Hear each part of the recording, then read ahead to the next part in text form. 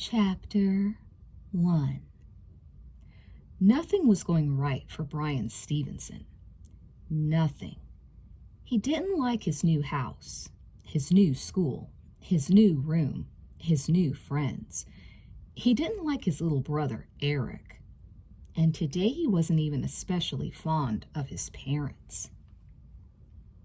"Well, Brian," his father spoke sternly at the breakfast table, "I hope whatever you watched on TV last night was worth your allowance and 2 weeks of TV." It hadn't been. He had tiptoed downstairs to watch the Midnight Creepshow movie, but it had been canceled for a special about the Tasmanian coral reef. "I didn't watch anything," he said truthfully. "Nobody but you eats peanut butter and onion sandwiches," his father said. "You left yours in the living room." He had done that. He'd left it behind when he'd heard Eric start yelling in his bedroom. And his parents had jumped out of bed to see what was the matter. Eric had claimed there was a monster under his bed.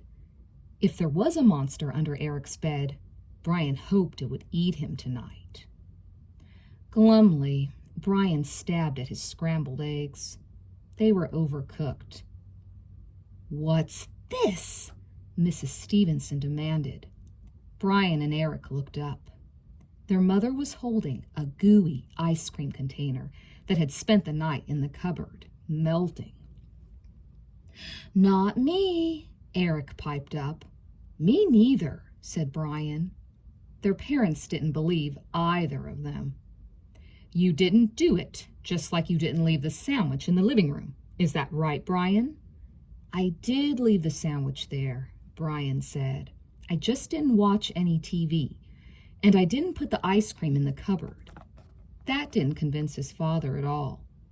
"Brian, you're old enough to know the difference between right and wrong. Start acting like it." There was no point in arguing. While Brian cleared the table, his father put on his coat and hurried out the door. Now that they were living out of the city, it seemed that everybody but Brian was always in a hurry. His father had to hurry to work, and his mother was in a terrible hurry to redecorate the house. Eric was in a hurry to make friends and have a good time. Brian couldn't think of anything worth hurrying for. Brian watched Eric bounce out of the house to the alley that led to the school bus stop. Eric's new best friend, Todd, was already waiting for him. Brian shrugged into his jacket and slipped his backpack onto his shoulders. Then he sat down on the stairs. His mother sat down next to him. He had a great idea. "Mom, can I stay home from school today?" he asked. She put her arm across his shoulders and hugged him a little. "It's not easy being the new kid, is it?" she asked. He shook his head glumly. Maybe she really did understand. "Well, you'll make friends soon," she said. They sat quietly for a few seconds. Then his mother spoke again. "Say, doesn't Mr. Coleman, the real estate agent, have a son in your class?" "Ronnie Coleman is a toad," Brian informed his mother. "He's a base form of human life, suitable only for laboratory experiments, especially ones—" "He seems like a nice kid," Mrs. Stevenson said hopefully. "If you like him, you can invite him over for some milk and dead flies," Brian snapped. For a second there, he thought his mother might be helpful, might let him stay home. Now it was time to go. He stood up and headed for the door. But before he got there, there was a horrible scraping, crumpling metal sound from the driveway. Then Brian's father started yelling. He was really angry, and the first word that came out of his mouth was the very one Brian most dreaded hearing. "Brian!" Chapter 2. So then my mom tried to tell me that the dust bunnies from under my bed would scare the monster away. Can you believe it? Eric and his friend Todd were walking together toward the bus. Eric told Todd everything. He especially told him about the monster he'd seen the night before. "And it didn't slime you? You're sure?" Todd asked. "I think I'd know if I was slimed," Eric said. He had the feeling that Todd didn't believe him. "It didn't go by your desk and do your geography homework, did it?" Eric was sure Todd was teasing him. "Look, I never would have told you about it, but all right, Todd said, changing his tone. "So this is an exclusively under-the-bed phenomenon we're dealing with here." "That's right, exclusively under my bed," Eric said. "Garlic," Todd announced. "I read once that garlic keeps you safe from vampires," Eric finished for him. "Give me a break, will you?" "Sure, take 5. Here comes the bus," Todd said. Together they climbed the steps and found seats in the rear.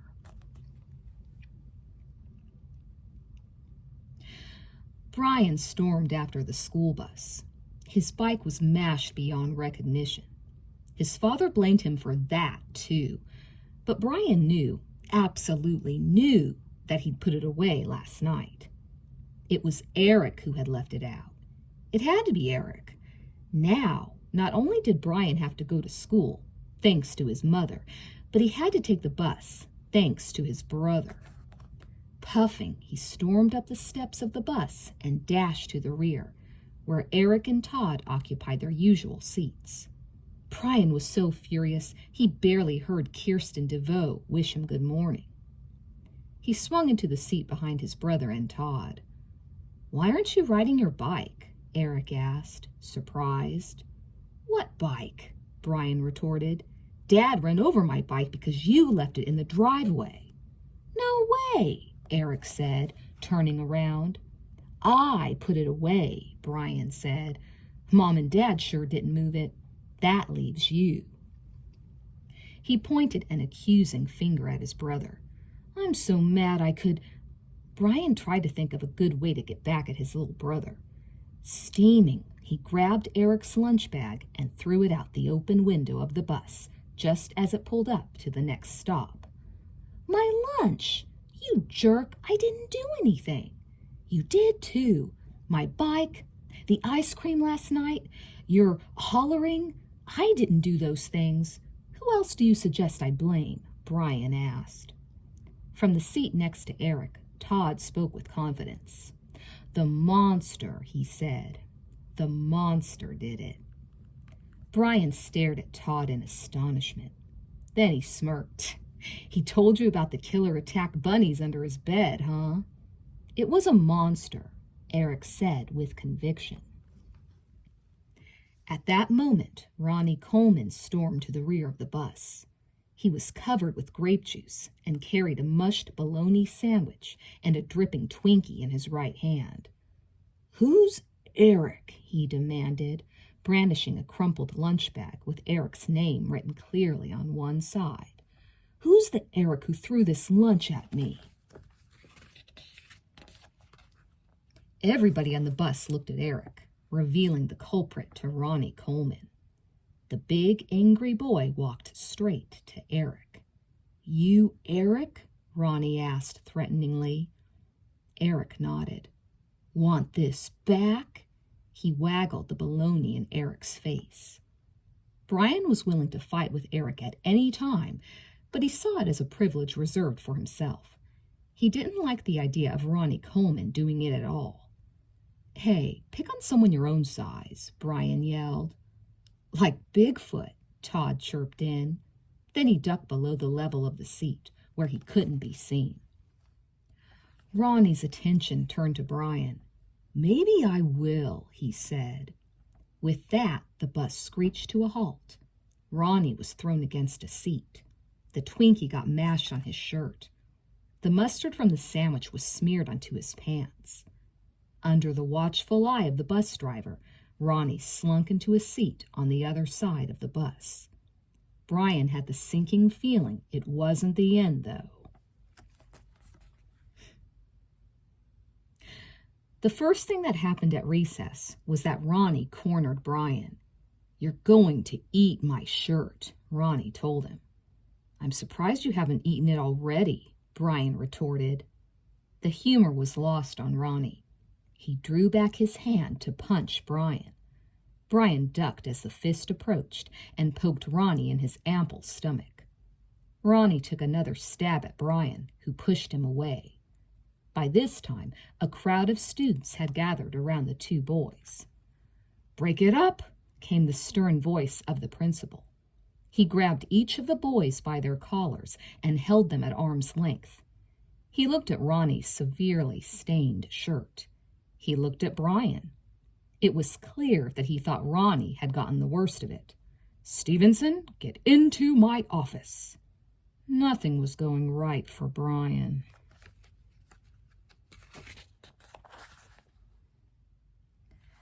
Chapter 3. Since Brian had to share his lunch with Eric, it didn't take much time to eat that day. He left the lunchroom and headed for the boys' room, where he figured he could hide from Ronnie Coleman until sixth period. But before he got to the boys' room, he passed the science room. In the science room, Kirsten DeVoe was hard at work. As far as Brian was concerned, Kirsten was the one new part of his life that had possibilities. She was so pretty it took his breath away to look at her. And she was nice. She never said anything mean to him. She never teased him. She always said hello, and she always smiled when she saw him. Brian stood at the door and watched Kirsten. She was working on her science project, taking instant pictures of a cactus.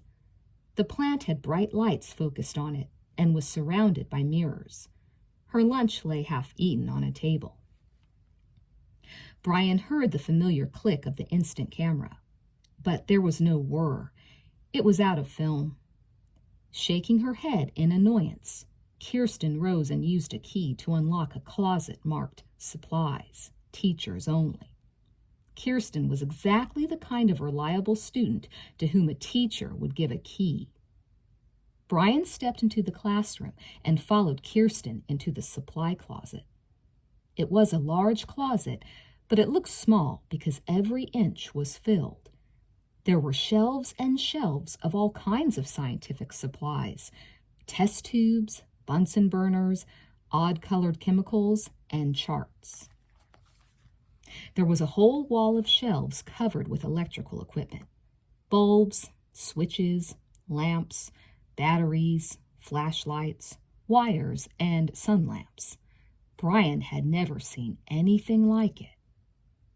The supply closet also had a box of instant film. Kirsten took a pack and turned around to find herself facing Brian. "Wow," he said, "there's enough power in here to light up Yankee Stadium." She ignored his remark. "Already out on parole?" she asked.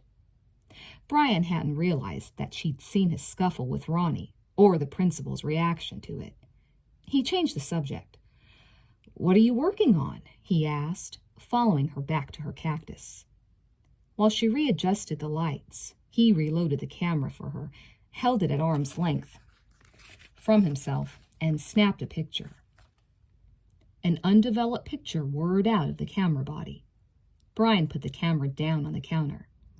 "It's a night-blooming cactus," Kirsten explained. She was keeping it in artificial light all the time to see if she could get it to bloom in the light. She snapped a picture of her cactus and put the still-developing photograph on top of a stack. "See? I'm documenting my experiment with photographs." Brian picked up the stack, held them by the wide white border, and flipped them. "Look," he said, "you can make it be like a movie." "Hey, time-lapse photography!" Kirsten exclaimed. "Neat idea." "Thanks." Brian glowed with her praise. "Does that mean we can team up on the project?" he asked boldly. Kirsten frowned at him. "Forget it, Brian. This is mine. I've done all the work. I'm not about to share it at this point." "Okay, sure," he said, embarrassed. He backed toward the door. "Well, I've got to be going now. See ya around." Kirsten didn't answer. She was already looking at the picture she'd taken of her cactus. Then, just before Brian turned to head for the boys' room, he saw her pick up the photograph he'd taken of himself. And look at it. Chapter 4. That night, Brian lay in bed in Eric's room. Eric had been so sure that there was a monster under his bed that he dared Brian to change rooms. Brian smiled to himself. He'd held out until Eric's dare included money. $3.37, to be exact. He pulled the covers up under his chin and listened. Eric and Todd were in his room upstairs. Todd was telling a ghost story. Brian could hear every word. So the girl's alone, and she's getting really scared. Her roommate's not there, see, and she's in this room on the second floor.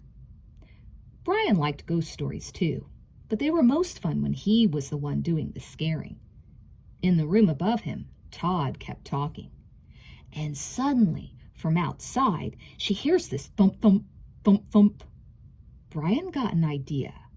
He pushed back the covers, got out of bed, and tiptoed across the room to the door.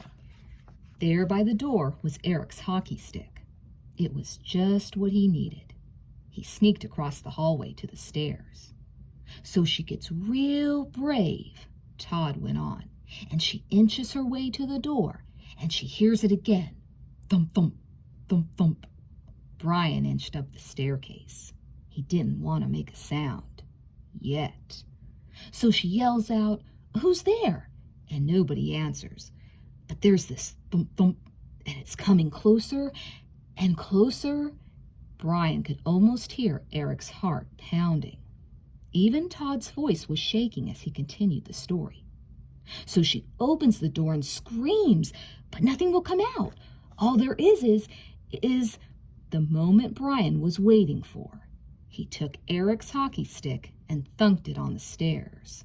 Thump, thump, thump, thump. Eric and Todd were still screaming in fright when Brian got back to the bedroom door. He was laughing so hard that he almost didn't notice the eerie blue glow in the room. There were muffled sounds of static coming from the closet, but all Brian could hear was the thump, thump, thump, thump of his own heart. Chapter 5. The blue glow wasn't the only weird thing going on in the bedroom. All the covers had been pulled off the bed and were piled up along one wall. The light switch didn't work. Brian flipped it frantically. No luck. Brian took a deep breath and looked around as calmly as he could. He forced himself to walk over to the closet door. He took hold of the knob. He opened it. There, lying on its side, was the big television set, the one that belonged in the living room. It was on, but there was no real picture on the screen, and the speaker crackled with static.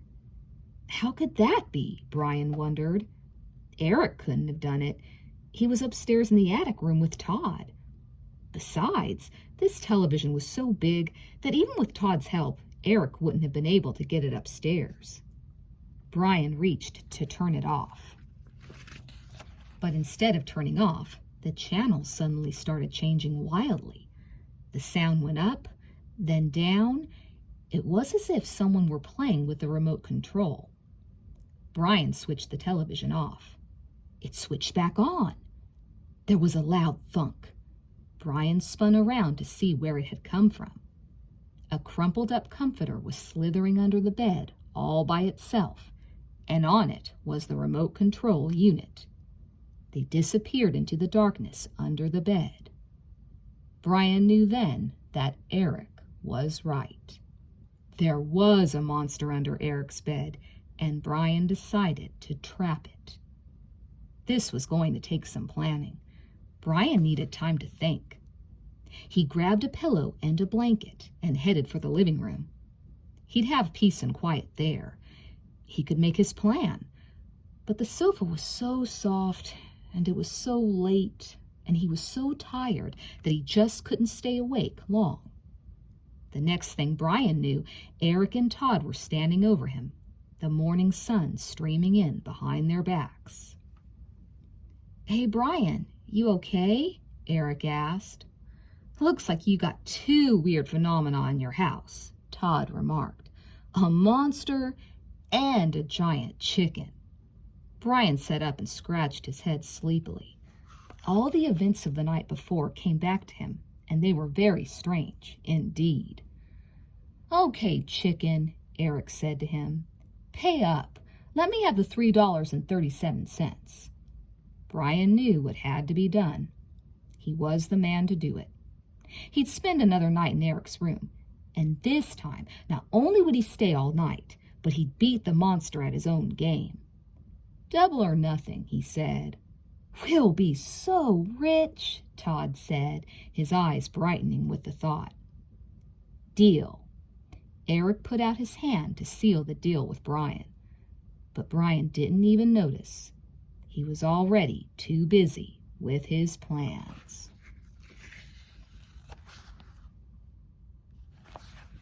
Chapter 6. Brian had a very busy day. First, he dismantled his broken bicycle. It had a lot of usable parts. Then he found Eric's old rocking horse. That was good too. He used the frame and the springs. Then all he needed were some rubber bands, a lot of books, a fishing line, an alarm clock, his hockey stick, a flashlight, a pair of scissors, and a bag of Doritos. While Eric and Todd played pirates in the backyard, Brian worked. While his mother and father spackled the living room, Brian worked. Nobody noticed what he was up to, but by dinner time he was just about ready. At 9:15, he was in Eric's room in bed. "Brian, are you feeling okay?" His mother came into the darkened bedroom to ask him. Brian never wanted to go to bed early. "Fine, Mom," he said. "I've got a big day tomorrow. I want to get a good night's sleep." His mother looked at him as if she didn't believe him. Brian gave her a goodnight hug. She kissed him and left him alone in the darkness. Brian switched on the flashlight. He was really ready. The bed was supported by a stack of books that could be removed with the squeeze of his bicycle brake. The whole room was a tangle of fishing line, all of which could be pulled tight around a monster at the snap of a spring. Brian held a flashlight in his left hand. The scissors and the hockey stick were by his right side. He waited. Nothing happened. Brian ate a corn chip. Then he ate another. He liked corn chips. He thought that monsters probably liked them too. He scattered corn chips on the floor. Nothing happened except that Brian got sleepier and sleepier. Soon he was sound asleep. Suddenly he was jolted awake by the unmistakable sound of someone, or something, munching on corn chips. Slowly, Brian reached for the scissors with one hand and the bicycle brake with the other. At the same instant, he used them both. The rubber band snapped, releasing the fishing line trap, which whirled around the room, encircling everything in its path. The bicycle brake pulled on the big springs, which loosened the bolts on the bed and made it drop flat on the floor. The alarm clock began clanging loudly. Brian grabbed his flashlight and switched it on, searching through the darkness for his foe. But before he saw anything, he felt its presence behind him. Dropping the flashlight, Brian reached over his shoulder and grabbed, tugging with all his might. He pulled the monster up over his own head and sent it hurtling across the room. Then, before the monster could recover, Brian bounded out of bed and began wrestling with the creature furiously. Just then, the lights snapped on in the room. Brian's father was standing in the doorway with his hands on his hips. He looked very angry. "Dad, the monster," Brian began, but when he looked at the creature he'd pinned to the floor, all he saw was a pile of clothes. His father stared in disbelief at the incredible mess Brian had made with his monster trap. Brian stared in disbelief at the pile of clothes.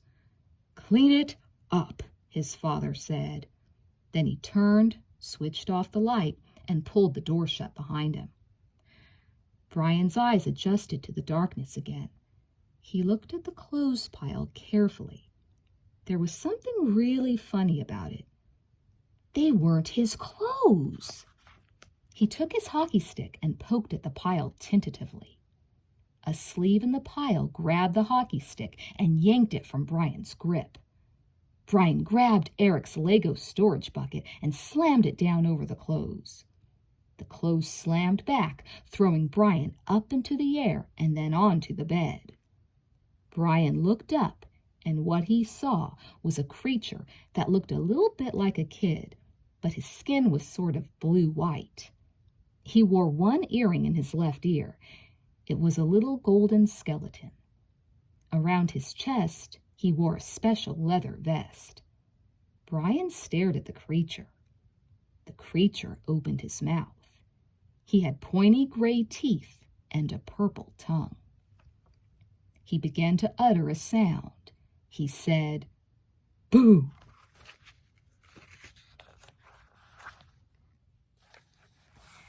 Chapter 7.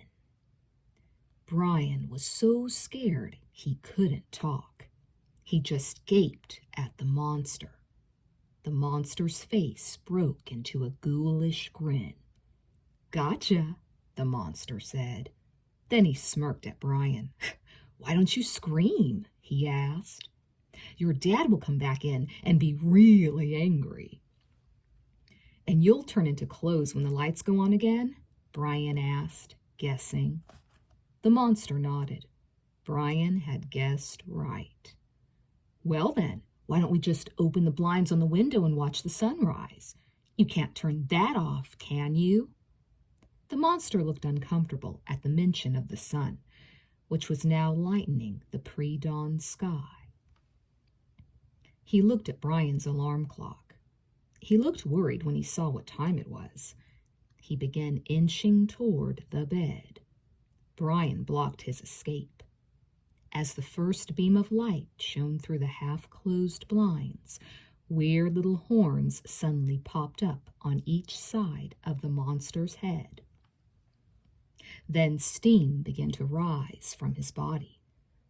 "What's happening?" Brian asked, suddenly concerned.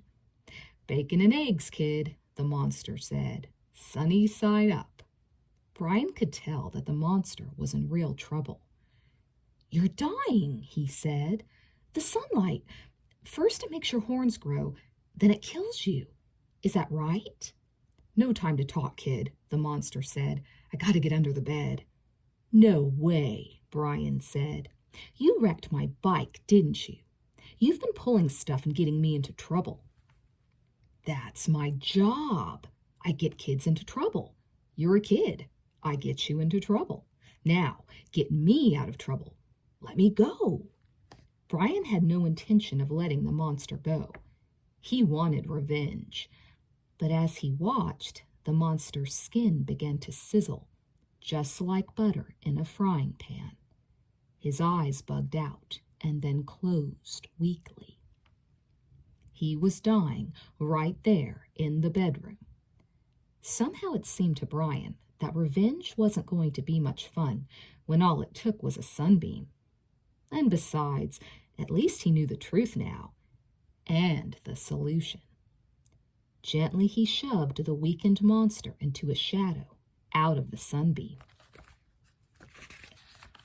While the monster recovered slowly, Brian returned to the bed and lifted it from the floor.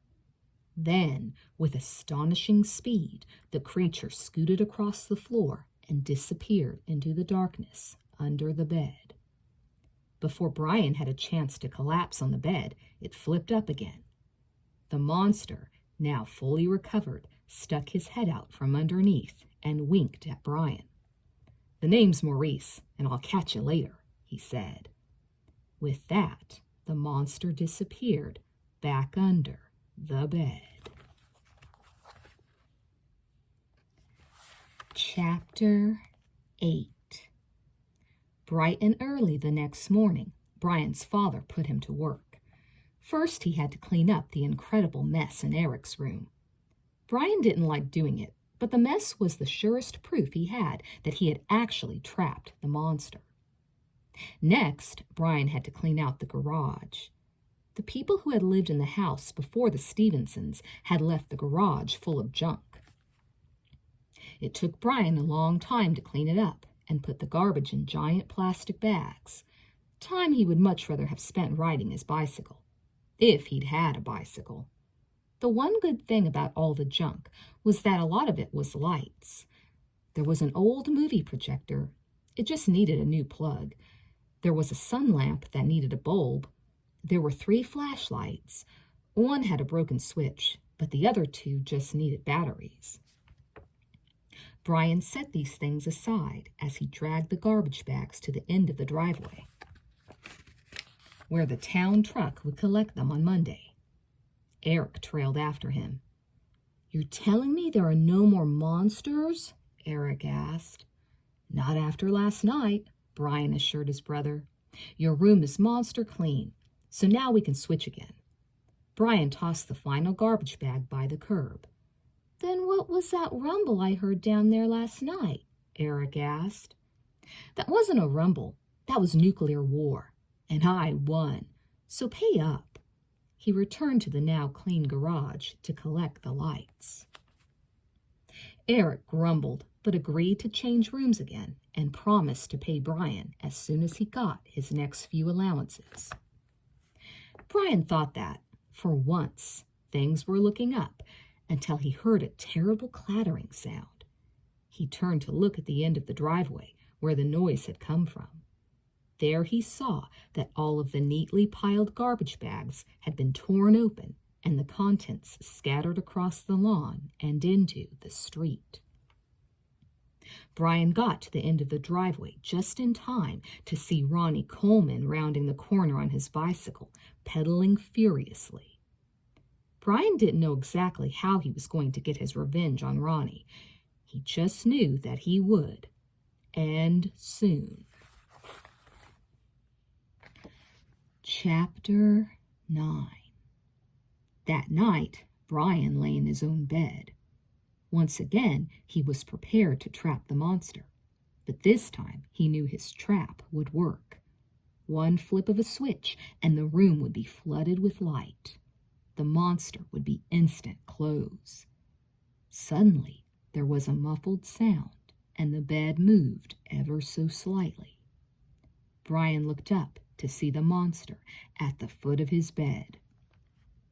He flipped his switch, and the room was flooded with light. Everything from the movie projector to Christmas lights. In an instant, the monster became close. The same messy pile that Brian had wrestled with the night before. Brian smiled to himself proudly. Then the clothes talked. Say, Brian, how about lighting a candle? These lights are painful, man." "Forget it," Brian said. "I've got enough problems without you running around getting me into trouble." "Me?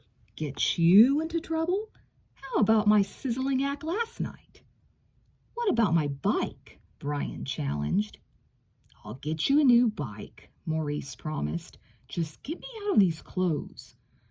All right. Brian finally agreed, reaching for the switch. "But any funny moves and you're clothes." Within a few seconds, the clothes transformed themselves back into Maurice. He smiled and began strutting around the room. "You don't realize it, Bri, but today is your lucky day." "What do you mean? Like I get 3 wishes or something?" Brian asked eagerly. Maurice shook his head. "Wishes are strictly Bush League leprechaun stuff, pal. I'm a monster. Monsters don't do wishes." "Then what do you do?" "I have the time of my life, and you can too."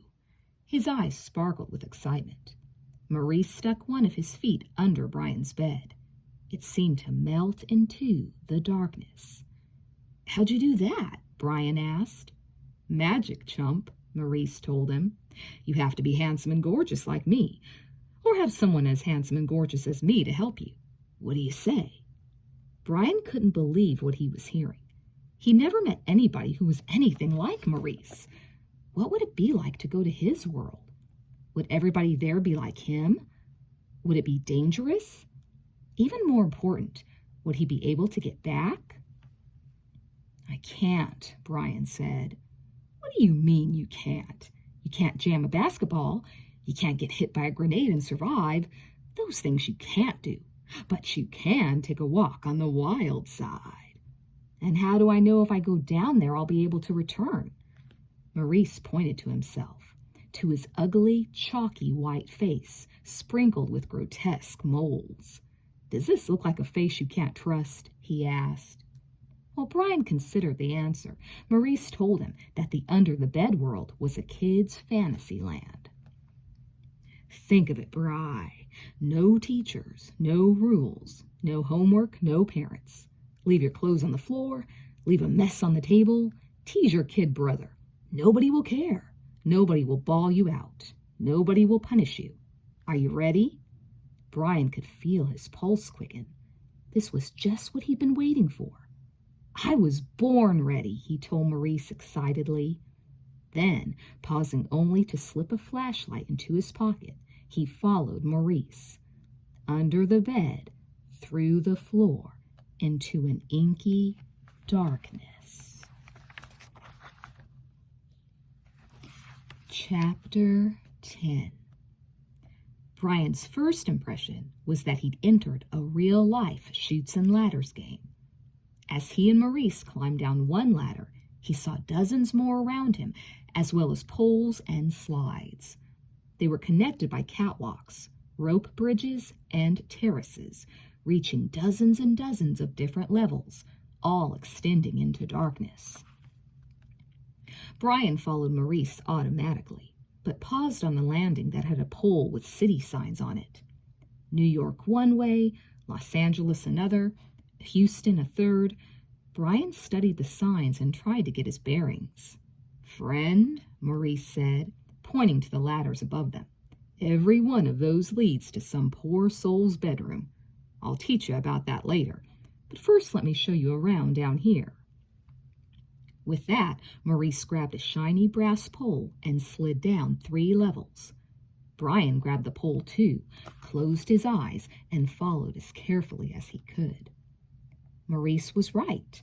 The under-the-bed world was a dream come true. First, they stopped in the game room.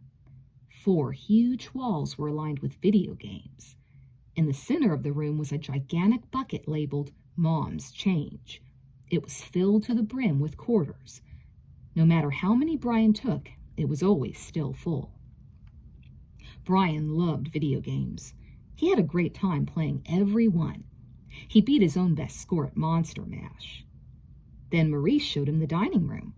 An enormous table was set with all of his favorite foods: pizza, cheeseburgers, Oreos, cream-filled cupcakes, corn chips, cookie batter, ice cream, and sugar-drenched sodas. A lot of monsters, as funny-looking as Maurice, but each one different, were pigging out at the feast. Maurice and Brian joined them, stuffing themselves full of empty calories. "Wonderful," Brian said, "but who cleans up?" He was looking at what was certainly the messiest table he'd ever seen, smeared with maple syrup and covered with potato chip crumbs. "Cleans?" Maurice asked, as if he'd never heard the word. "Who needs to clean? All it takes is just a little sweeping." With that, Maurice, Brian, and all of the little monsters stepped back from the table.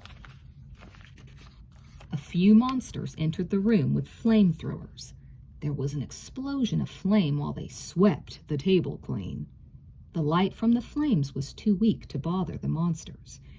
In a few seconds, all that was left of the messy feast were a few ashes. What a way to clear the table. "Come on, it's time for assignments now," Maurice said.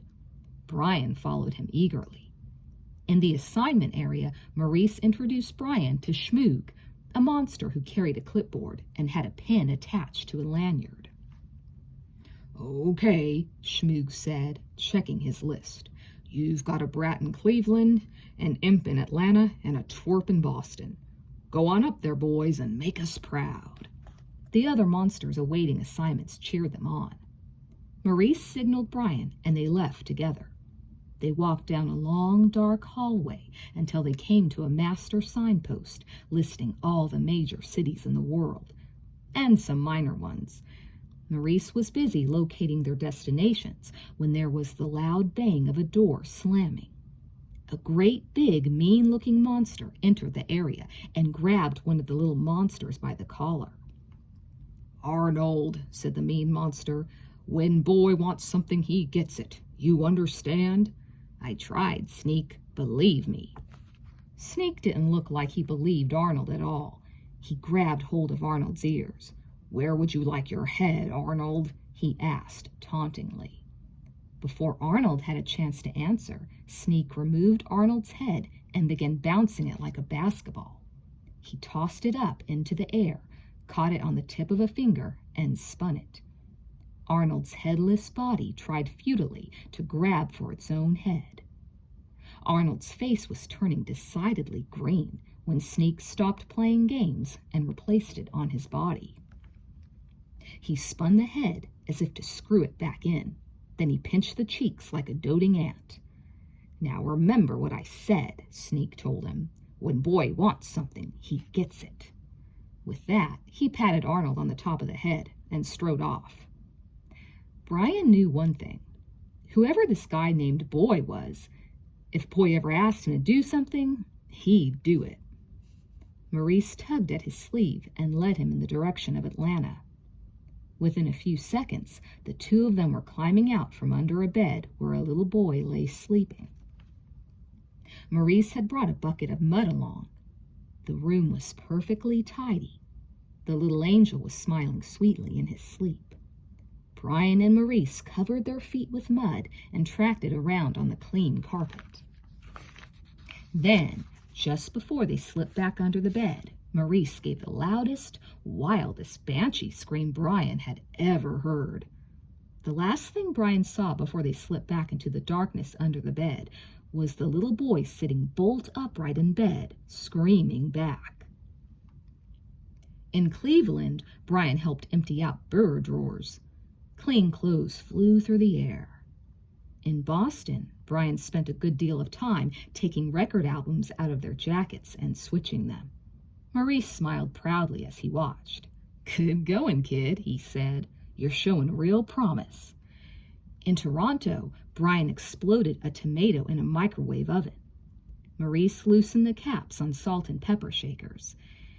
In Appleton, Brian melted chocolate and smeared it on all of the handles of all of the kitchen cabinets. And the night went on from there. Brian had never had so much fun in his life. He got to do all the things he'd ever wanted to do, and nobody was going to yell at him. Finally, other kids would have to take the blame for trouble Brian caused. Suddenly, he had an idea. It was time for another dream to come true. "Maurice," he said, "is there any way we could make a special visit, like to someone I know?" Chapter 11. In a very short time, the two troublemakers emerged from under a bed into a disaster area. The floor was littered with books and papers. Dirty socks hung from a lampshade. Baseball cards were scattered across the desk. On the bookshelf, books had been jammed in frontwards, backwards, and upside down and spilled out onto the floor. Ronnie Coleman slept soundly in the bed. Brian looked around in astonishment. "There's nothing to do here," he said. "Somebody must have beat us to it." Maurice regarded the scene carefully and shook his head. "No, this is an inside job." He wrinkled his nose in disgust. Since Ronnie had already done all the work in his room, Brian and Maurice headed for the kitchen. It only took Maurice a few seconds to come up with a bright idea for Ronnie Coleman. He removed from the refrigerator the lunch that Mrs. Coleman had prepared for Ronnie to take to school the next day. He slid the tuna fish sandwich out of the bag and disposed of it, replacing it with a cat food sandwich. It looked exactly the same. Brian stifled a giggle. "I wish I could be there," Maurice said. "I will be," Brian told him. He could hardly wait, too. This was revenge. "Time to get you home, Bri," Maurice said, as the two of them slid down under Ronnie's bed. Maurice took a shortcut to the Stevenson house and showed Brian the way back into his own bed. "Here you go, kid, and here's a pair of sunglasses for you. You know, just in case. That sunlight can do a lot of damage, pal." Brian put on the sunglasses, waved goodbye to Maurice, and returned to his own room, his own bed, and his own world. For the short time he had to sleep before his alarm went off, Brian dreamed of all the angry mothers and fathers yelling at all the innocent kids he and Maurice had framed. He pulled the pillow over his head. The next morning was hard for Brian. For one thing, he hadn't slept enough at all the night before. He even fell asleep in math class. His teacher didn't like that. When the noon bell finally rang, Brian dashed to the lunchroom.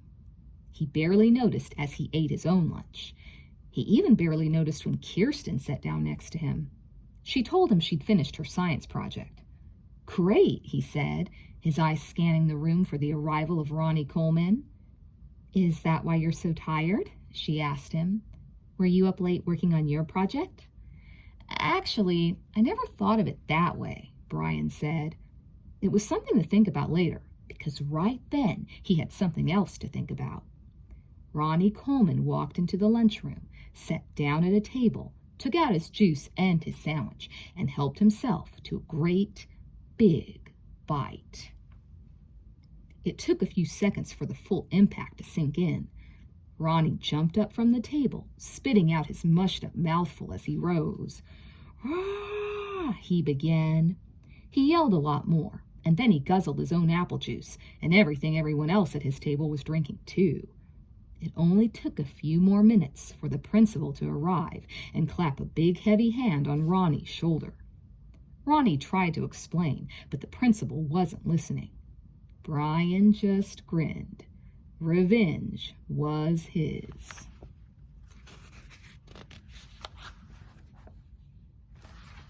Chapter 12. "You're a natural, kid," Maurice told Brian that night as the two of them descended into the under-the-bed world. "I knew you had it in you. You're already moving through shadows. I barely had to pull you through tonight. You did it all by yourself." Brian wasn't sure about that, or about what it meant. It had seemed easier to go with Maurice this time, but could he really have done it himself? And if he could, what did it mean? But there was no time to think about that right now, for Maurice was leading him through the under-the-bed storeroom. He showed Brian some more of the secrets of the trade.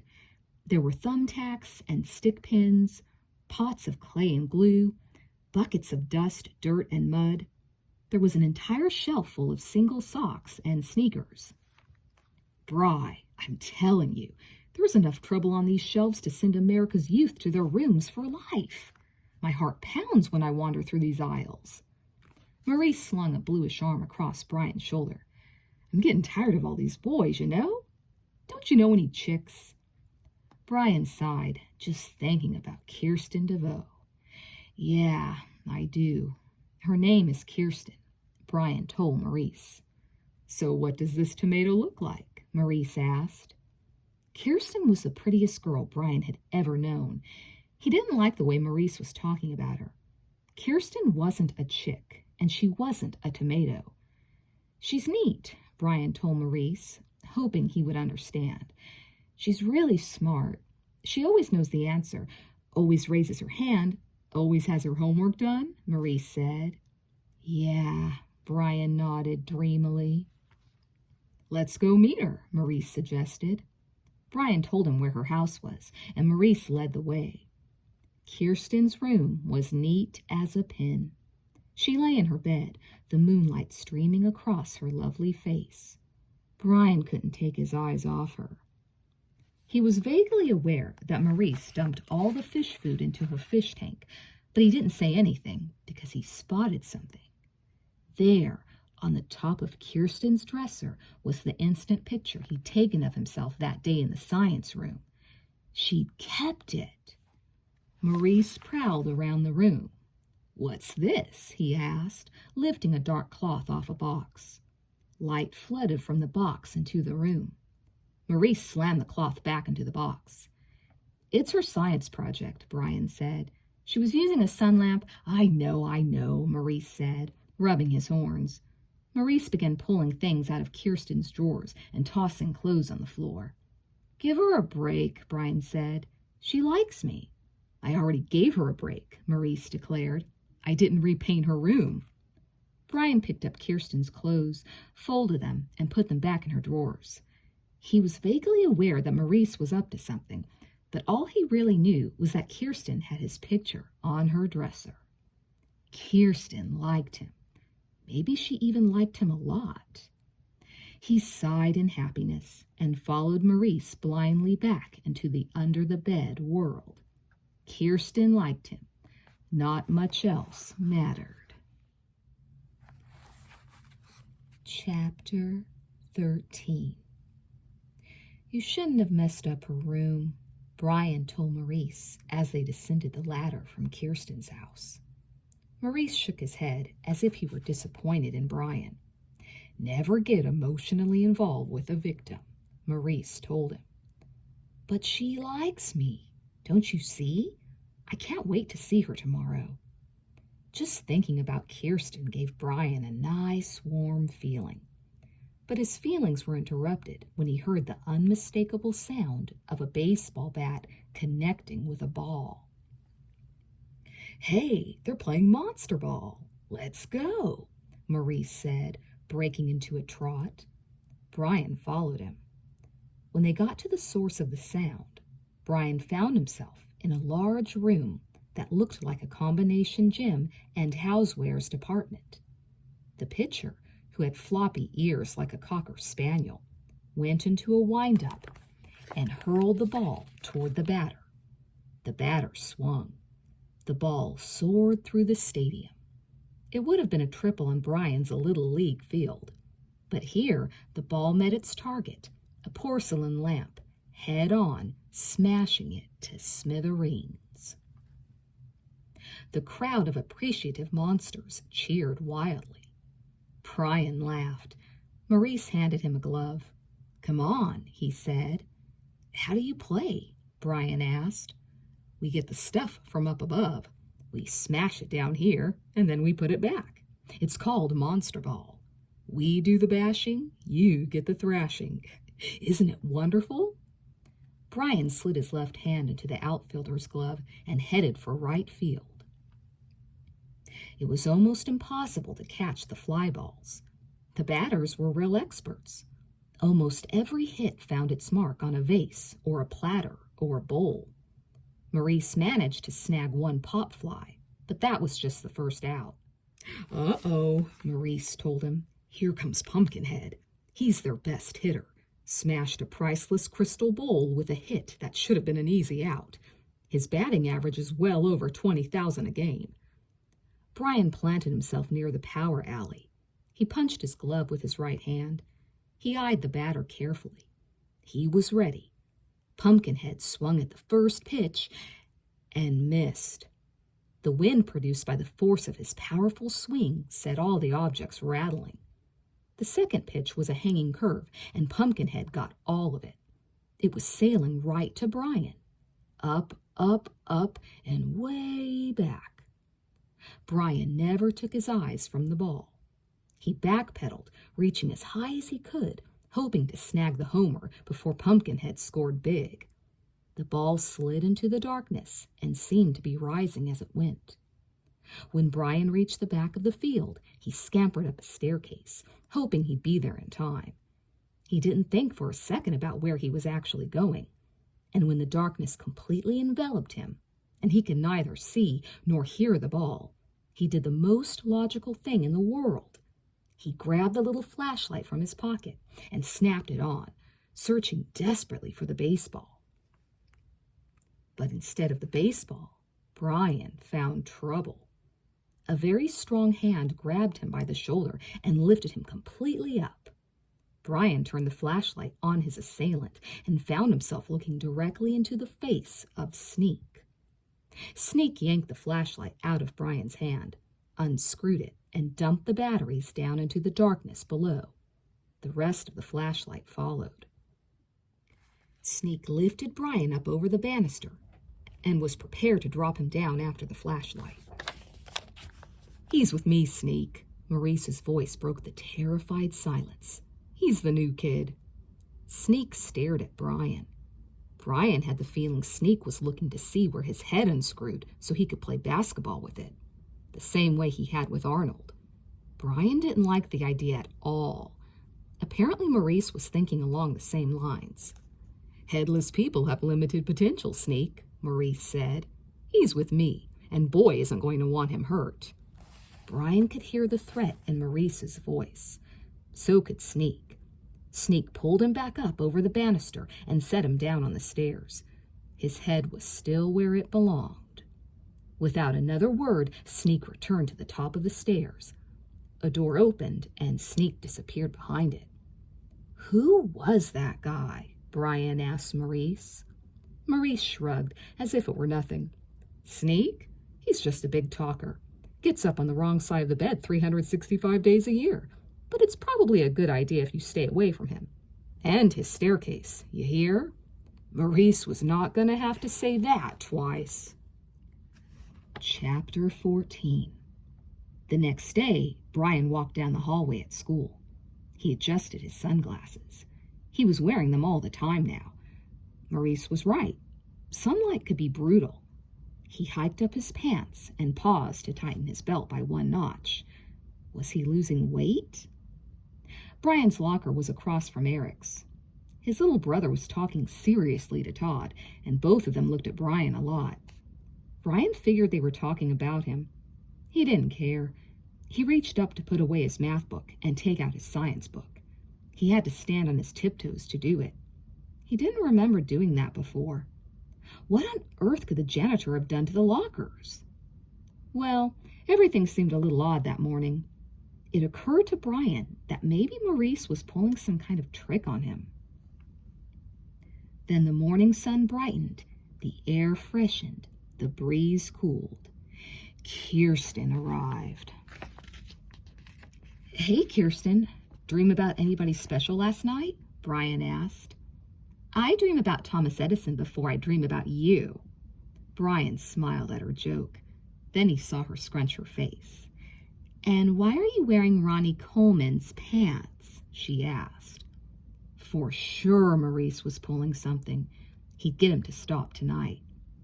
Brian followed Kirsten into the science room and watched her put her night-blooming cactus, the mirrors, and the sun lamp on Mr. Finn's desk. She beamed proudly. "And the paper?" the teacher asked. Kirsten reached into her school bag. She pulled out the folder that had contained the report, but the report itself was a mangled mass of torn and chewed paper. Kirsten looked horrified. She had no idea what had happened. Brian knew exactly what had happened. Maurice. I guess my dog chewed it up," Kirsten stammered, her eyes brimming with tears. The whole class watched as Mr. Finn wrote a 0 in his grade book next to Kirsten's name. If Maurice wouldn't draw the line at Kirsten DeVoe, where would he draw the line? At Brian Stevenson? Brian shuddered. Chapter 15. The nightlight beside Brian's bed shattered. "Hey, Pard!" Maurice's cheerful voice greeted Brian when he sat up in bed and adjusted the sunglasses, which he now wore even sleeping. "What's with the light? Something personal?" "Yeah, you," Brian said angrily.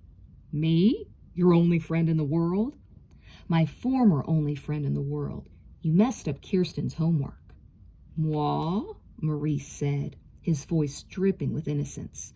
"What did I do to Kirsten's homework?" "You chewed it up. You destroyed it. She got a 0 because of you." Sorry, Bri, but I was hungry. At that moment, I had a craving for a 6-page paper on the daytime blooming of a nighttime cactus. Can you blame me? I asked you not to, and you still went ahead and did it anyway. So just go back to your dumb underworld and leave me and Eric alone, okay? Would it help if I said I'm sorry? Maurice asked. You wouldn't mean it if you said it. So just go away, or I'll turn on the light and you'll be clothes. Brian didn't have to turn on the light, though. His father did it for him. At the instant the room brightened, Maurice became the now familiar pile of pajamas. Come on downstairs, Brian. We need to talk. Brian climbed out of bed and followed his father. He knew what was coming. His father was hauling him out of bed to give him a lecture because the principal of the school had called to say Brian was falling asleep in class. I don't know where you're going or what you're doing, but I want you to know it's going to stop. Now. His father went on a long time. Brian didn't have anything to say. All he wanted to do was to get back to his room and go to sleep. When his dad was finally done, he promised he'd be good, as he always did, and as he usually was, and returned to his room. When he walked into his room, he was a little relieved to see that the pajamas were still there. He snapped off the light and sat on the edge of his bed. The pajamas became Maurice. He sat next to Brian and handed him the slingshot he'd used to shoot out the nightlight. It was supposed to make Brian feel better. I heard it all, Maurice said. Brian nodded glumly. Come on down with me now, Maurice said. It'll cheer you up. I don't feel cheery, Brian told him. I think I just want to sleep. Aw, come on, Bri, baby. Games, snacks, pranks. It'll take your mind off the hurt. We could take a look at Kirsten. Maybe bring her flowers. Or we could go see Ronnie Coleman and loosen the bolts on his furniture. We'll make it quick. It'll be good for you. I promise. Brian decided that if he went to the under-the-bed world with Maurice, he could forget about all the miserable things that were going on above the bed. He forgot to think about the fact that most of what was making him miserable right then had been caused by Maurice. Okay, he said, standing up. All right, Maurice said, thumping him joyously on the back. They were friends again.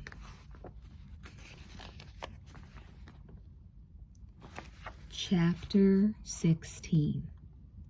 Something about the under-the-bed world didn't seem the same to Brian that night. The video games weren't quite so much fun when he could cheat and use all the quarters he needed. The junk food tasted too sweet or too salty or too junky. He thought an apple would be good. There wasn't one in sight. The Monster Ball games seemed like a terrible waste to Brian. A lot of the vases and lamps were actually very nice.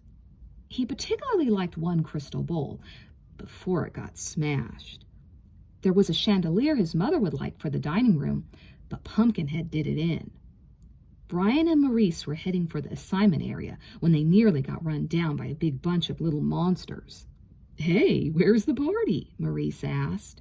His cohorts were all dashing for the same ladder. Nightlight out at the Goobermans, the cohorts yelled. Maurice's eyes lit up. Just what we need, Maurice exclaimed. He grabbed Brian's sleeve and pulled him after them. They were going to the Goobermans, too. Maurice pushed through the crowd of monsters, pulling Brian with him every inch of the way. Heads up, new guy, coming through. Stick with me, kid, he said aside to Brian. The doorman owes me. The pair emerged into a beautifully decorated nursery. A little baby was sleeping in the crib, covered by a handmade quilt. There was a sweet mobile suspended over the crib. It had a music box that played Peter Cottontail. Everywhere in the room, little monsters were wreaking havoc. One was ripping up diapers. Another put sand in the baby powder. Give it a shot, Bri, Maurice egged him on. Scare the kid. Maurice, come on, Brian said. It's just a little baby. Yeah, it is, and we have to break them in when they're young. You go first. Brian didn't like this at all. He leaned over the sleeping baby. He could smell the fresh clean of the clothes and the powders, creams, and soap his mother had so lovingly used on him. The mobile reminded Brian of the one which his mother used on Eric's crib, and on his own before that. "Boo," he whispered. "What are you, the tooth fairy?" Maurice said. He leaned over the edge of the crib and did his best banshee wail. The baby snuggled more deeply into sleep. "Stop it," Brian said. "Leave him alone. You're being cruel." All the monsters stopped and stared at Brian, especially Maurice. Brian couldn't take one more second of it. He reached for the wall switch in the room, but nothing happened. He saw there was light beyond the door to the baby's room. He pulled the door open. Light flooded into the room, and all the little monsters instantly became clothes. Brian ran. He ran down the stairs and out the door. He ran as fast as he could, to go as far as he could. He wanted to get home, away from Maurice, Pumpkinhead, Sneak, Boy, and all the other little monsters. He ran faster than he'd ever run in his life.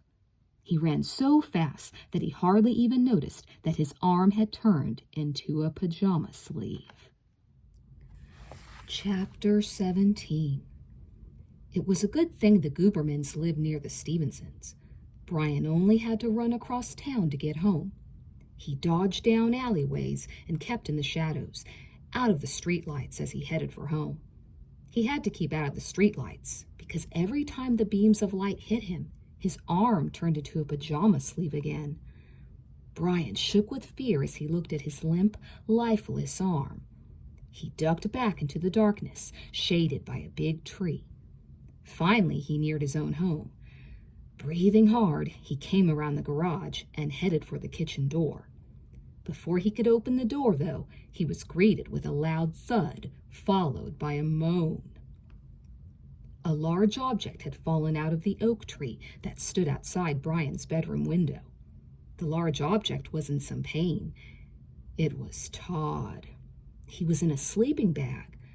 Brian realized that Todd had been spying on him, or rather on his empty bedroom. Todd pulled himself out of his sleeping bag and snicked on his flashlight, beaming it at Brian. Unmistakably, Brian's arm turned to close. Todd gasped. He turned and ran away before Brian could explain. But exactly what was there to explain? Brian ran into the house. He dashed upstairs and locked himself into the bathroom. He stood in front of the mirror and looked at himself, floppy arm and all. Something was wrong. Something was very wrong. Maybe he was just sick. Brian checked his temperature, 98.6 on the dot. He climbed into the scale, 64 pounds. He pulled out the measuring stick on the scale, 52 inches, but that wasn't right at all. At the doctor's office, Brian had weighed 70 pounds and measured 54 inches. Maurice wasn't just messing with his clothes and making them bigger. Maurice had been making Brian smaller. Brian realized he was actually becoming a little monster himself. That was Maurice's real plan. Brian decided he wasn't beaten yet, and he wasn't going to be either. Chapter 18. The next day after school, Brian was busier than he'd ever been. Maybe he couldn't beat Maurice in the under-the-bed world, but he sure could beat him up here, and there was work to be done. The first piece of good news he had was that by morning his arm was better. It wasn't all better, but it was definitely improved.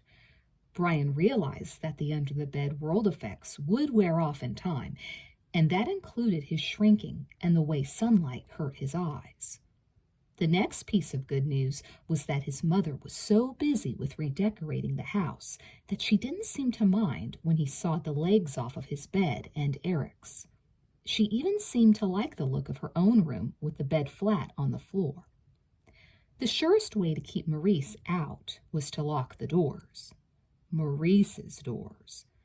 Then, when the family was all in bed, Brian went around the house and turned on all the lights he could find. The hallways and downstairs were lit up brightly. So was his room. He sneaked into Eric's room and left a heavy-duty flashlight on the bedside table. Satisfied, he climbed into bed. He was so tired that he fell asleep immediately. He never heard his mother get up for a drink of water. He never saw her notice all the lights and switch them off.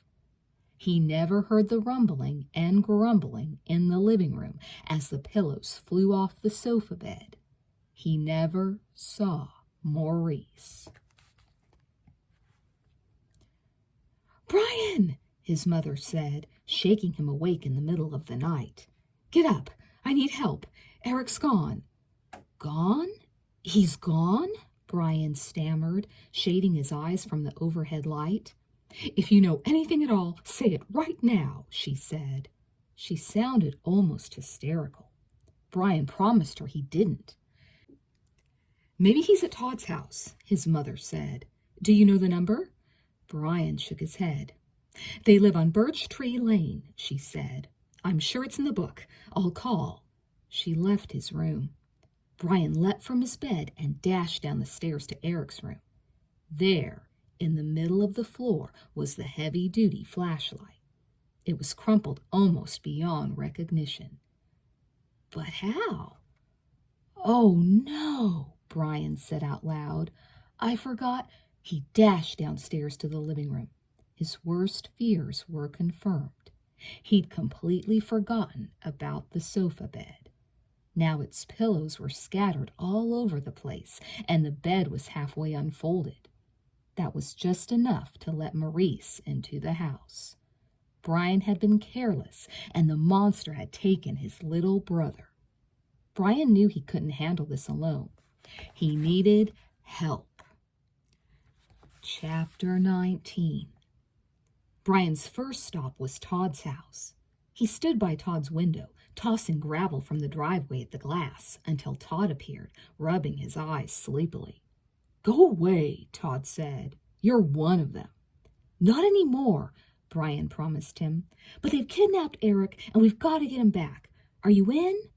He didn't have to ask twice. "I'm in," Todd said. He slipped into some jeans and joined Brian outside. "We've got a few more stops," Brian said, leading the way to Kirsten's house. "See, we have to arm ourselves first." Kirsten took more convincing. Brian told her he was working on a science project. She couldn't believe he wanted help in the middle of the night. "I'm serious," he told her. "I need your key to get into the supply room. It's an emergency. I need some lights." She wouldn't even let him into her house until he told her that he'd seen his picture on her bureau. Brian thought she blushed when he said that.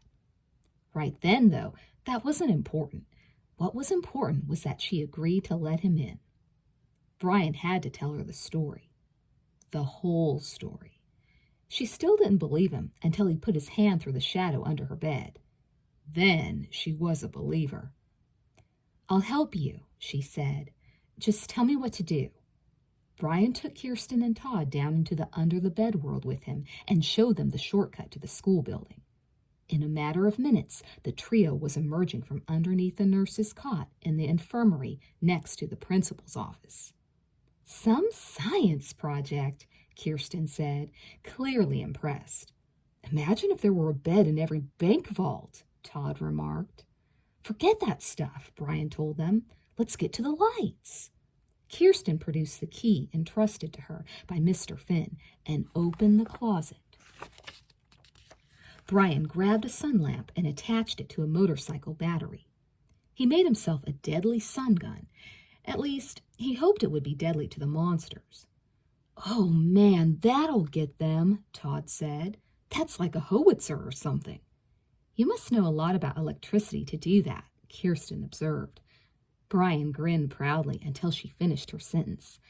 "So how come you get F's in science?" He decided to ignore the remark. "Now just one more thing," Brian said. He shone the light on his digital alarm watch and set the alarm carefully. "What are you doing?" "I'm setting the alarm for sunrise," he said. "When it beeps, we have 3 to 5 minutes, Todd, and if we're not back up here before the sun clears the horizon, you and I turn into monsters." "You mean there's a chance I might not make it?" Todd said. Of course there's a chance. I'm pretty sure I know where Eric is, but I'm not leaving until I have him. Are you still in? He asked Todd. I'm in, Todd said. Eric's my best friend. Brian and Todd started for the door to the infirmary. Wait a second, Kirsten said. You're not leaving me behind. In the name of science, I'm going too. Brian looked at Kirsten. Her look said she meant business. She knew the risks, and she was smart. Okay, let's do it, Brian said. Carrying as many flashlights as they could each manage, they returned to the infirmary. Brian led the way. One by one, they entered the world of darkness on a rescue mission. Chapter 20. Brian, Kirsten, and Todd arrived in the under-the-bed world silently. Brian looked at his team. He thought they were well equipped. Each carried a backpack stuffed with flashlights and batteries. Brian wore his sunglasses. Kirsten wore her good-luck cycling hat backwards. Todd wore a grin. It's a parallel dimension, Todd said. I might have a heart attack. I'm so happy. Shh, Brian warned him, but it was too late. Suddenly, a little monster dressed in a white lab coat darted out of the shadows and grabbed Todd's backpack. Get him, Brian hissed. He whipped out his flashlight and turned the little monster into clothes. Wow, Kirsten said. Todd gaped at the stack of clothes, too. Sunlight kills them. Light turns them to clothes, Brian explained. Okay, now, here's what we've got. Todd, that's a 2-cell double D with a supercharged 35-watt krypton bulb. Todd took the flashlight gratefully. Kirsten, that's a long stem 4-cell with a 50-watt lamp and focus lens. Don't be afraid to use it. Kirsten accepted her weapon. Brian pulled out his own hunting light. Now, among the three of us, we have plenty of firepower. If you see anything move, nail it. Ready? Ready, Kirsten said. There was a fierce determination in her voice. Check, Todd said. Now let's turn this place into a laundromat. Todd beamed his light into the darkness above. A blue terry cloth bathrobe landed at his feet. Lights! Some monsters above them cried out a warning. The trio could hear the warning echo throughout the cavernous empire. In a very short time, everyone would know. And, they hoped, everyone would stay away. This way, Brian said, and began leading his squad toward Sneak's forbidden staircase. A glowing frisbee whirled past them. Bogies at 2 o'clock, Todd announced. They turned slightly to their right and beamed their lights down the corridor.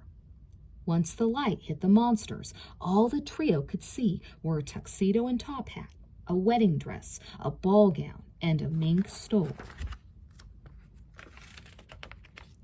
Fine shooting, Tex, Brian said to Todd.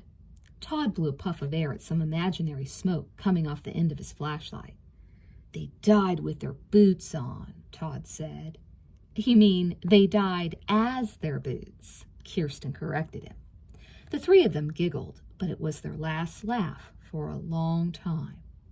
Suddenly, monsters arrived with something as deadly to the trio as lights were to the monsters. Slingshots. Ping, ping, ping! All 3 flashlights were instant history.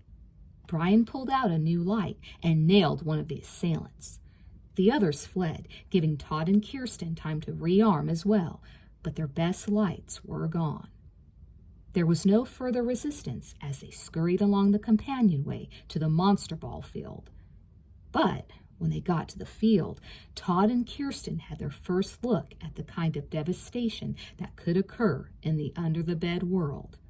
A monster stood by home plate with a baseball bazooka, taking batting practice. He smashed a large screen TV, 6 lamps, a glass-top table, 3 VCRs, and a fish tank. And then, as the trio ran toward the right field staircase, the bazooka was aimed right at them. With deadly accuracy, the monster exploded the flashlights they were carrying. But they hurried and got out of bazooka range, up the staircase, where Brian was sure they would find Boy and Eric. There was no more resistance from the ball field. Brian looked down at it and saw that it was crowded with little monsters, all watching in awe. None of them would dare mount this staircase with or without flashlights. None of them would dare challenge Sneak or Boy. But none of them had had their brother kidnapped either. "How are we doing on ammo, Todd?" Brian asked. Todd checked his backpack. He took out his last 2 flashlights and tossed away the bag. "Ready to rumble, sir," he replied. "Kirsten?" Brian asked. She only had 1 flashlight left.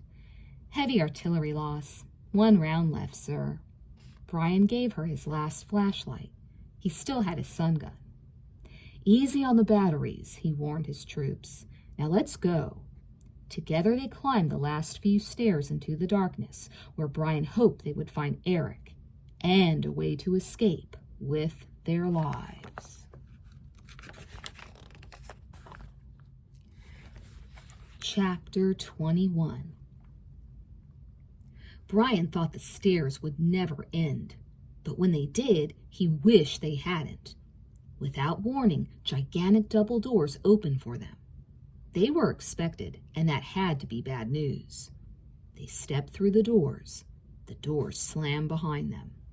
It took the trio a few minutes for their eyes to adjust to the dark red light that illuminated the room. But when they could see, they found themselves in a big playground filled with playground equipment and surrounded by rows and rows of ceiling-high shelves packed with every toy imaginable.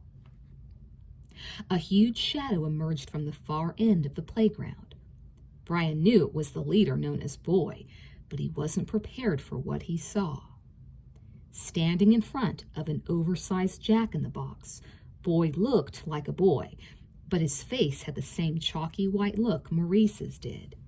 He was dressed in a blazer, tie, shorts, knee socks, and loafers.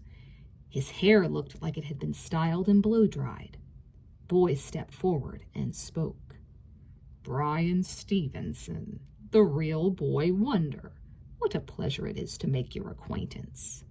He was smooth, but Brian wasn't buying it. He'd learned his lessons from Maurice. "Where's Eric?" Brian asked, cutting to the heart of the matter. Boy ignored the question. "And you brought some playmates along. How nice." "I want my brother," Brian demanded. "Now, Brian," Boy said. He sounded like a school principal. Brian didn't like the tone. "What sort of greeting is that? After all, we are so much alike. If you stay, you'll be the one in charge of yourself, perhaps of this whole world in time. You'll be the one with the power, the authority, not your parents, not your teacher. You. Isn't that what you want?" At one time, that had been exactly what Brian had wanted, but he'd learned that in life you couldn't always do what you wanted to do, and he'd also learned that doing naughty things wasn't what he wanted to do all the time anyway. The price was too high. The pay was too little. He wasn't tempted at all. "I want Eric now." "Brian," Boy continued, "you are unique. Your feats are unprecedented here. There's no limit to what you could accomplish if you stay with us." "Enough wind, loafer breath," Todd interrupted. "Hand over the kid." "Very well," Boy said. "You want him? He's yours." Boy pushed a remote control, which opened a curtain at the back of the room. Eric was bound in the bullseye of a giant dartboard. Boy produced a giant dart and fondled it as he spoke. "I'll make you a deal, Brian. It's you I want, your grace and wits. I'll let them all go if you'll stay and be my pal." "No deals," Brian said. Boy aimed the dart and let it fly. It missed Eric's head by 1/4 of an inch. Eric's eyes popped open in terror. "Eric!" Brian yelled. He turned back to Boy. "Let him go! Now! 10, 9, 8. Be sensible. Why lose 5 lives when you can gain 4? "Let's blow him away, Brian," Todd said. Brian pulled out his sun gun, cocked it, and aimed. Kirsten and Todd produced their flashlights. They were ready. 4, 3, 2, 1. Brian raised his gun and fired. The brilliant white light began wreaking damage immediately.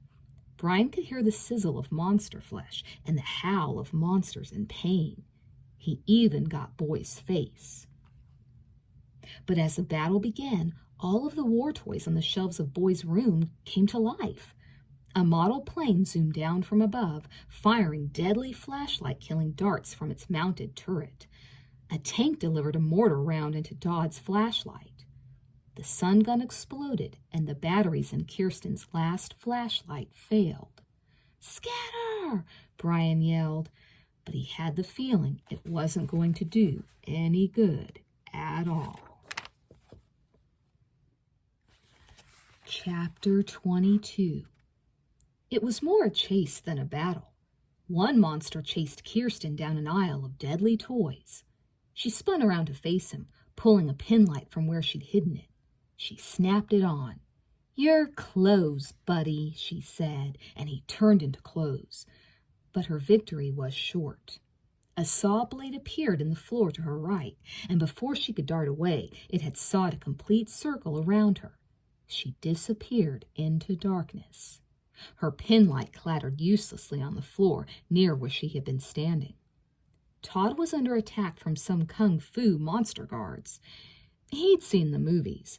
He matched them move for move, trying to light his flashlight as he kicked, but it wouldn't turn on. Finally, he knocked it hard against the wall. It lit.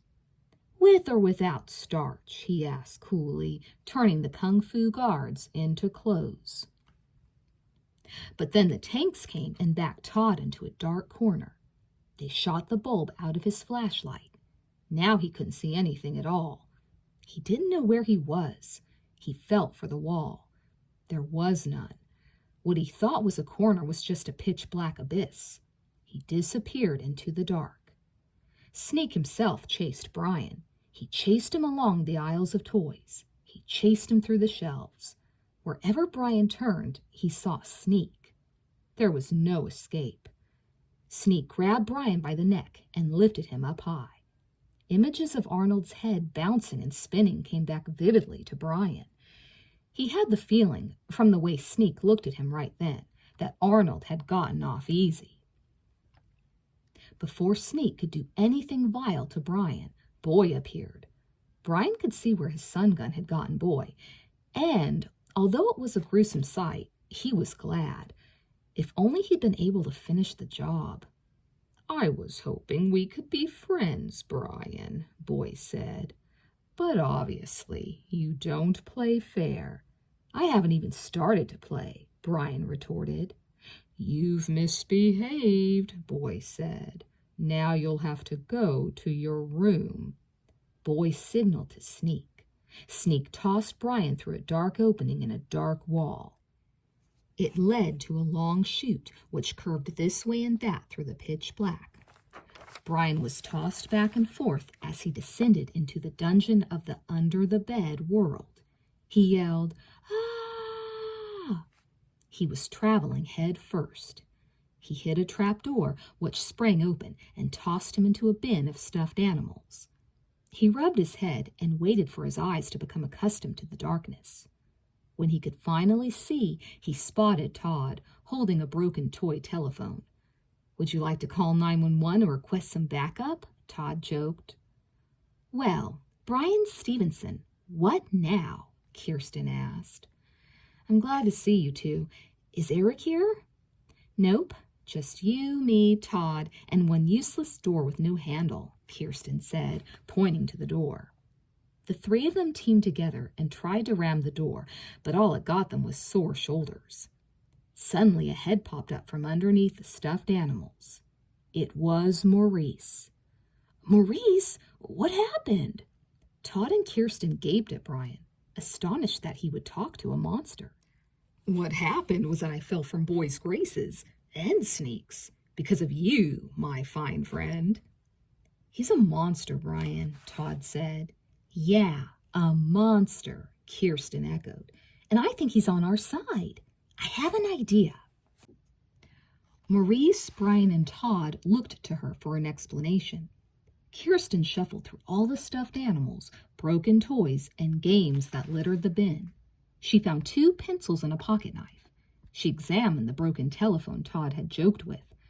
While the boys watched, she began sharpening both ends of the pencils. It's the same principle as the carbon lamp in a movie projector. See? Brian saw. He knew just what to do. Using some discarded tape, he joined the ends of the pencil lead to the frayed wires of the phone. Todd, you crank. Brian, hold the pencils 4 inches apart. She looked at Maurice. I'll slide the dirty laundry under the door.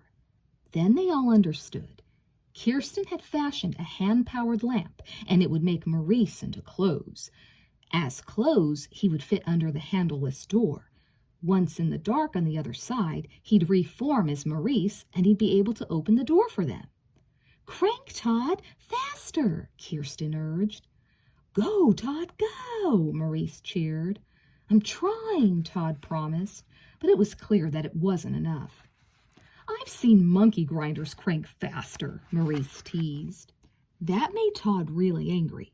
The anger was just enough to make him crank faster, and that was just enough to make a spark jump from one section of lead to the other. The lamp worked. Inspired, Todd kept cranking until there was a real glow, and then it happened. Maurice became clothes. As soon as the pajamas stopped moving, Kirsten crammed them under the door.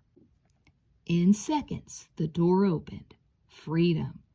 Thanks, Maurice, Brian said. Then he turned to his friends. Come on, let's go.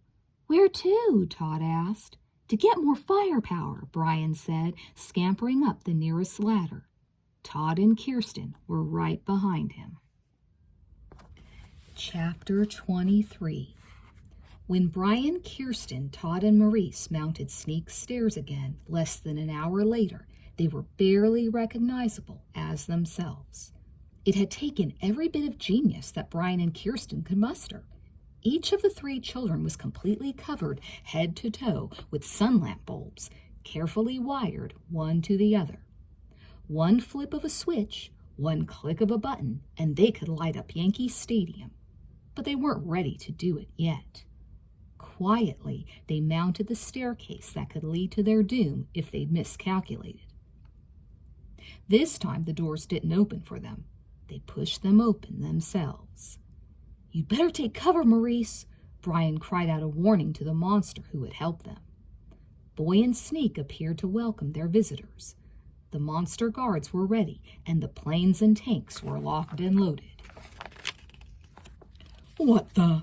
Boy said, gaping at the walking lamppost that had arrived in his private chambers. He was staring at Todd, Kirsten, and Brian. He didn't even notice that they had come back with a 4th member of the team. Say goodnight, boy, Brian warned. It was the signal. Out of the shadows stepped the new team member. It was Ronnie Coleman, carrying a wooden tray stacked high with car batteries, enough power to light all the lights that would illuminate Yankee Stadium. On Brian's signal, Ronnie squeezed a set of jumper cable clamps and let the juice flow. Instantly, the room was flooded with millions of watts of light. Boy and the monster guards burst into flames and exploded. Sneak disappeared, howling in pain. Once they'd beaten the monsters, they cut the wires and abandoned the batteries so they could make a fast escape. It was perfect, except for one thing. There was no sign of Eric. Brian looked around, desperately searching for his brother. Ronnie, Kirsten, and Todd looked around too. Brian was almost too absorbed in his hunt to notice the insistent beeping of his digital alarm clock. Hey, Todd said, that's it. It's almost dawn. We've got to get out of here. Eric, where's Eric? Brian said. His eyes continued to search the room. Then they landed on the giant jack-in-the-box. It would be just like Boy to hide Eric there and have him pop out as a surprise. Real sick. Brian cranked the handle and listened as the tune worked its way to the climax. Pop goes the weasel. But it wasn't a weasel. It was Eric. Brian had never been so happy to see his little brother. He released him from the wire that had trapped him and helped him down. "We don't have a second to waste," Brian told him. All 5 kids dashed to the door. They'd forgotten something, however. Even though Sneak had exploded along with Boy, the pieces of his body had come back together. Now, in the dimmer light of the room, he'd reformed, and he blocked their way out the door. "Coleman, think you can take him?" Todd asked hopefully. "No way," Ronnie said. The other kids knew he was right. "How much time have we got?" Kirsten asked. "About 1 minute," Brian told her. It wasn't enough unless there was a miracle. Then the miracle arrived. He had bluish-gray skin and little horns. His name was Maurice. "Hey, Sneak," Maurice called from behind the monster. When Sneak turned around, Maurice blasted him with a blowtorch. "How about a light?" he asked, laughing as Sneak became ashes. There wasn't any time for thanks. Brian, Todd, Ronnie, Eric, and Kirsten had to go fast, or they'd be monsters too. Maurice led them through the complicated maze of ladders and walkways up to the top, to Brian's bedroom. Maurice punched at the doorway, but it wouldn't budge. He slammed a shoulder against it. No luck. "It's too late," Maurice said, shaking his head. "The sun is up." "What does that mean?" Eric asked. Todd put his arm across his best friend's shoulders. "It means we've dissected our last frog," he said. "We're stuck here for good. We're monsters, too." Eric was speechless. Ronnie Coleman wasn't. "I can handle that," he said, but he didn't look as if he meant it. Kirsten started to cry. All of the kids, plus Maurice, sat down on the staircase and stared glumly into the darkness. They'd tried so hard. They'd accomplished so much. They'd come so far. And now they were trapped in the under-the-bed world forever. Chapter 24. Brian hopped to his feet, nearly hitting his head on the tightly shut door under his bed. "Hey, I've got an idea," he said. "Follow me." He darted down the stairs and took off as fast as his legs would carry him to the main directional signpost. Then, with 4 other children and a monster following him, he ran past city signs. First, there was Philadelphia. No good. Then they passed Pittsburgh, Indianapolis, and St. Louis. Kirsten figured it out. "We've got to make it to California," she said. "That's Pacific time."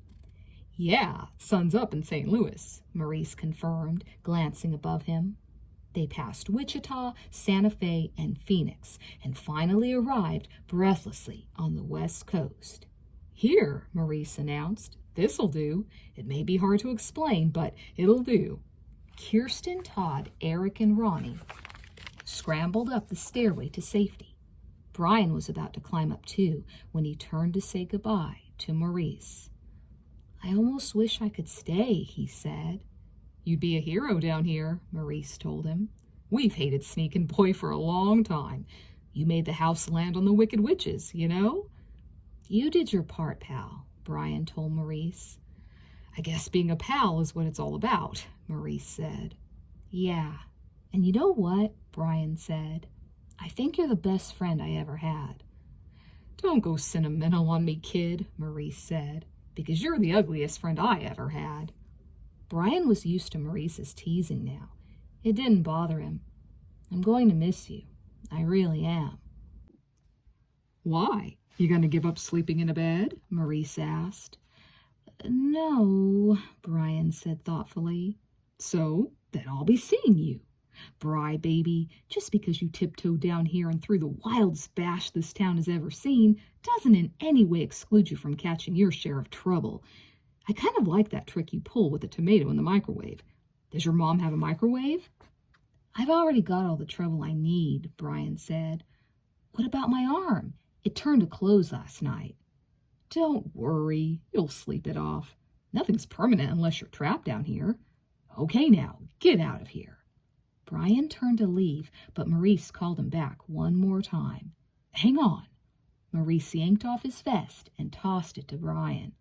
Brian caught it. "You don't have to," said Brian, but Maurice cut him off. "Relax. I'll find another," said Maurice. "Maybe I'll even steal it back from you." Brian stared at his friend for a moment. Then it was time to go. Brian climbed the final few steps of the ladder out of the darkness and into the night. Chapter 25. Brian caught up with his friends. They had come up under a lounge chair in Malibu, California, and now they were sitting on a deserted beach, watching the morning sky lighten. Everybody was thinking.